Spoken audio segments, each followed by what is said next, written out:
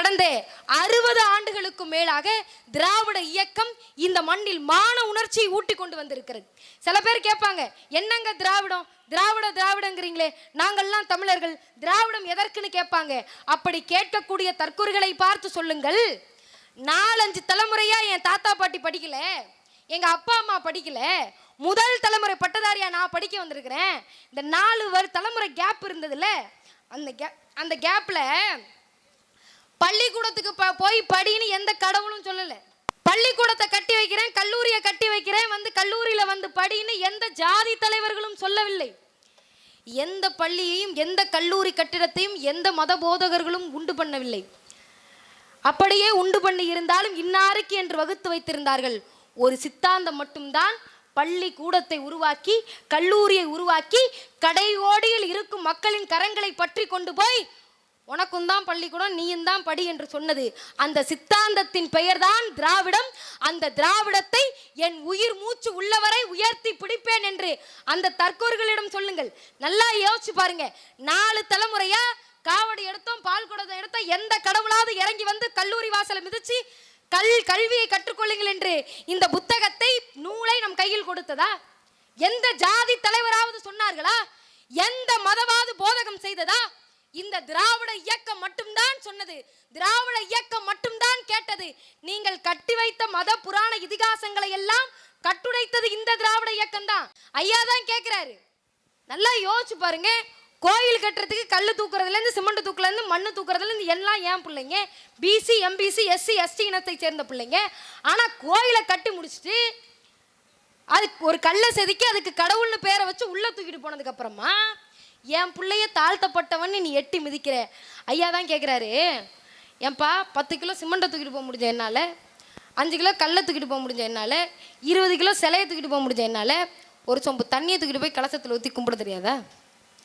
நல்லா யோசிச்சு பாருங்க. ஒரு சொம்பு தண்ணியை தூக்கி கொண்டு போய் கலசத்தில் ஊற்றி கும்பிடுவதற்கு எங்களுக்கு தெரியாதா என்று கேட்பதற்கு ஒரு தலைவர் தேவைப்பட்டார். அந்த தலைவரின் பெயர் தான் அறிவுலக பேராசான் தந்தை பெரியார். ஐயா தான் கேட்கிறாரு.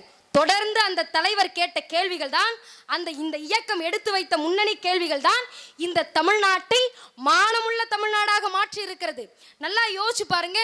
எத்தனையோ பேர் வந்தாங்கல்ல, எத்தனையோ மத சீர்திருத்தவாதிகள் வந்தாங்கல்ல, எத்தனையோ ஜாதி சீர்திருத்தவாதிகள் வந்தாங்கல்ல, ஜாதி தலைவர்கள் என்று சொன்னார்கள்ல. யாராவது ஜாதி எதிர்த்து மதத்தை எதிர்த்தாங்களா? மதத்தை எதிர்த்து ஜாதியை எதிர்த்தாங்களா? இல்ல ஜாதி மதத்தை எதிர்த்து கடவுளை எதிர்த்தாங்களா? ஒரே ஒரு இயக்கம் மட்டும்தான் மனிதனுடைய மான உணர்வை கெடுப்பது எதுவாக இருந்தாலும் அதை எதிர்த்து களமாடக்கூடிய இயக்கமாக இந்த திராவிட இயக்கம் இருக்கும் என்று சொன்னது. இந்த திராவிட இயக்கம் வாழ்வதனால்தான் இன்றைக்கும் மான உணர்ச்சியோடு தோல்ல துண்டு போட்டு நம்மர்கள்லாம் நடந்துகிட்டு இருக்கிறோம். என்னமோ நினைச்சிட்டு இருக்கிறோம் இந்த தோல்ல துண்டு சாதாரணமா ஏறிடுச்சுன்னு. இந்த தோளில் துண்டை ஏற்றுவதற்காக இந்த திராவிட இயக்கத்தின் 1 நூற்றாண்டு கால போராட்டம் இருக்கிறது. நல்லா நினைச்சு பார்க்கணும். இன்னைக்கு பெண்ணாக நான் பேச வந்திருக்கிறேன், துணை மேயராக அக்கா இருக்கிறாங்க. இந்த பெண்கள் மேடை ஏறுவதற்கு இந்த இயக்கம் சந்தித்திருக்கக்கூடிய இன்னல்கள் இல்லை.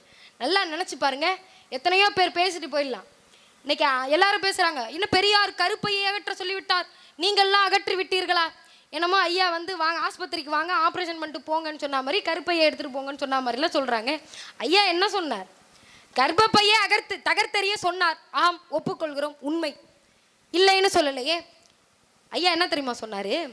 ஐயா சொல்றாரு, ஆம்பளை பிள்ளைய பொம்பளை பிள்ளை பிறக்கிறதுக்கு உரிமை வாங்கி கொடுத்துட்டோம், அது பிறந்துட்டு பள்ளிக்கூடத்துக்கு போகிறதுக்கு உரிமை வாங்கி கொடுத்துட்டோம், பள்ளிக்கூடத்துக்கு போய் அங்கேயும் இங்கேயும் கல்லூரி படிக்கிறதுக்கு உரிமை வாங்கி கொடுத்துட்டோம். இது எல்லாத்தையும் வாங்கி கொடுத்தாலும் 20-21 வயசு ஆயிடுச்சுன்னா ஒருத்தன் கையில் பிடிச்சி கொடுக்கணும்னு சொல்லி அந்த பிள்ளைய கல்யாணம் பண்ண வச்சு குழந்தை பெற்றுக்க வச்சு அந்த குழந்தைய பார்த்துக்கிறதுக்குன்னே இந்த பொம்பளை பிள்ளைங்களை வச்சுக்கிறாங்க. இதை எப்படி மாற்றுறதுன்னு நினச்சப்ப ஐயா சொல்கிறாரு, உன்னுடைய முன்னேற்றத்திற்கு உன்னுடைய வளர்ச்சிக்கு கருப்பை தடையாக இருக்கும் என்று நீ கருதினால் அந்த கர்ப்பப்பையை கத்தரித்து விடு என்று சொன்ன தலைவர் தந்தை பெரியார். நல்லா நினைச்சு பாருங்க. இந்த இடத்துல தான் எல்லாருக்கும் ஹார்ட் அட்டாக். என்னங்க இது, கர்ப்பப்பையை போய் அறுத்தறியலாமாங்க? புள்ளக்குட்டியெல்லாம் பகவான் கொடுக்குற வரங்க. ஐயா தான் கேட்டாரு, பகவான் கொடுத்தா 10 பசுமாட்டை கொடுத்து மேய்ச்சிக்கன்னு சொல்லணும், 4 எரும மாட்டை கொடுத்து மேய்ச்சிக்கன்னு சொல்லணும், இல்லை 4 ஆட்டுக்குட்டியை கொடுத்து மேய்ச்சிக்கன்னு சொல்லணும். புள்ளக்குட்டியை கொடுத்து அதையும் பொம்பளை பிள்ளைக்கே கொடுத்து அதை தன்னுடைய வாழ்நாள் வரை அந்த பிள்ளைகளை பார்த்துக் கொள்வதற்காக பெண்களுடைய வாழ்நாள் தியாகம் செய்யப்பட வேண்டும் என்று சொன்னால் அந்த கடவுளை நான் எதிர்ப்பேன் என்று சொல்லுகிறார் தந்தை பெரியார். நல்லா நினைச்சு பாருங்க. இன்றைக்கு பெண்களாக நாங்கள் மேடையில் வந்திருக்கிறோம். ஐயா மட்டும்தான் சொன்னாரு பெண்களுக்கு எது அழகு. ஐயா அழகாக சொல்லுகிறார். எது அழகு எது அடையாளம் என்று கேட்ட பொழுது அறிவுலக பேராசான் தந்தை பெரியார் சொல்லுகிறார், உங்களுக்கு ஜாதியோ மதமோ இனமோ எதுவும் அடையாளம் கிடையாது. பெண்களுடைய அடையாளம் எது தெரியுமா? படித்து வாங்கி போடுகிற பட்டங்கள் தான் பெண்களுடைய அடையாளம் என்று சொன்னார். இன்றைக்கு தமிழ்நாட்டில் படித்து தன்னுடைய பெயருக்கு பின்னால் BA BSc MBBS MCom என்ற பட்டங்களை போட்டுக் கொள்ளுகிற ஒவ்வொரு பெண்களும் தந்தை பெரியாருக்கு கடன் பட்டிருக்கிறார்கள். இந்த இயக்கத்திற்கு நன்றி கடன் பட்டிருக்கிறார்கள். பெண்களை அரசியல் படுத்தி இருக்கக்கூடிய இயக்கம் இந்த திராவிட இயக்கம். நல்லா நினைச்சு பாருங்க. ஆரம்பத்திலே நான் சொன்னேன் இந்த மோகனா வீரமணி கல்வி அறக்கட்டளைக்குன்னு ஒரு சிறப்பு இருக்குன்னு சொல்லி. இந்த தமிழ்நாட்டில் பல இடங்களுக்கு போகும்போது தமிழர் தலைவர் ஆசிரியர் அவர்களுடைய பெயரில் அறக்கட்டளை இருக்கும், தந்தை பெரியார் அவர்களுடைய பெயரில் அறக்கட்டளை இருக்கிறது. உள்ளபடியே அம்மா மோகனா அவர்களுடைய பெயரில் அறக்கட்டளை இருப்பது சால சிறந்தது. ஏன் சொல்றேன்னா, மிசா காலகட்டத்தில் எல்லாரும் சிறைக்கு போயிடுறாங்க. தமிழர் தலைவர் ஆசிரியரும் சிறைக்கு செல்கிறார். முன்னணி தலைவர்கள் சிறைக்கு போறாங்க. இந்த மிசா ஒரு வருட காலத்தில் தந்தை பெரியாரினுடைய பிறந்த நாள் வருகிறது. இதை மிக நெகிழ்வாக தமிழர் தலைவர் ஆசிரியர் அவர்கள் பெரியார் திரையிலே பதிவு செய்தார். தந்தை பெரியாரினுடைய பிறந்த நாள் வருது. எல்லாரும் யோசிச்சு பார்க்குறாங்க, என்னங்க இது, இந்த பிறந்த நாள் ஐயாவுக்கு எதுவும் செய்ய முடியாதோ, ஐயாவுடைய சிலைக்கு கூட மாலை போட முடியாதோன்னு எல்லாரும் துன்புற்று இருந்த வேளையில் ஐயாவுடைய பிறந்த நாள் அடுத்த நாள், நாள் எல்லாரும் துன்பத்தோடு வாடிய முகத்தோடு இருக்கிறார்கள். அடுத்த நாள் சென்னையிலே பெரியார் திரையில் இருக்கக்கூடிய அந்த வீதிகளில் இருக்கக்கூடிய சிலையில் மாலை போட முடியுமா என்று சந்தேகத்தோடு பார்த்து கொண்டிருந்த போது அடுத்த நாள் தந்தை பெரியாருடைய கழுத்தில், தந்தை பெரியாரின் சிலையின் கழுத்தில் மாலை இருந்தது. அந்த மாலையை போட்டவர் வேறு யாரும் அல்ல, தமிழர் தலைவர் ஆசிரியருடைய துணைவியார் அம்மா மோகனா அவர்கள் தான்.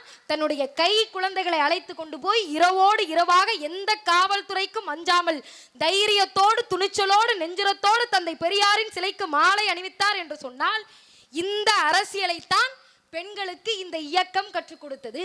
உலகத்திலேயே முதலாக ஒரு பெண் நாத்திக இனத்திற்கு தலைமை தாங்கினார் என்று சொன்னார். அந்த பெருமைக்கும் உடையவர் திராவிடர் கழகத்தை சேர்ந்த நம்முடைய தலைவர் அம்மா அன்னை மணியம்மையார் அவர்கள்தான் என்று சொன்னால், இந்த பெண்களைத்தான் இந்த திராவிட இயக்கம் உருவாக்கி இருக்கிறது. பெண்கள்னாலே பெண்கள் பிறந்தா தண்டம் செலவு என்று சொன்னபோது இந்த இயக்கம் தான் கேட்டுச்சு.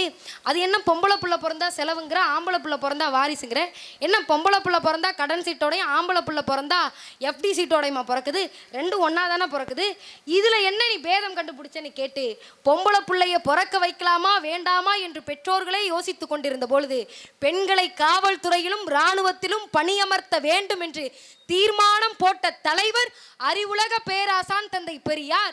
பின்னால் வந்த தமிழ்நாட்டினுடைய முதலமைச்சர் முத்தமிழறிஞர் டாக்டர் கலைஞர் தமிழ்நாட்டில் காவல்துறையில் முதலில் பெண்களை பணியமர்த்தினார். இன்றைக்கு இந்தியாவிலேயே அதிக பெண் காவலர்களை பெற்றிருக்கக்கூடிய முதல் 5 மாநிலங்களில் ஒரு மாநிலம் தமிழ்நாடு என்று சொன்னால், இந்த விதையை போட்ட இயக்கம் இந்த திராவிட இயக்கம்.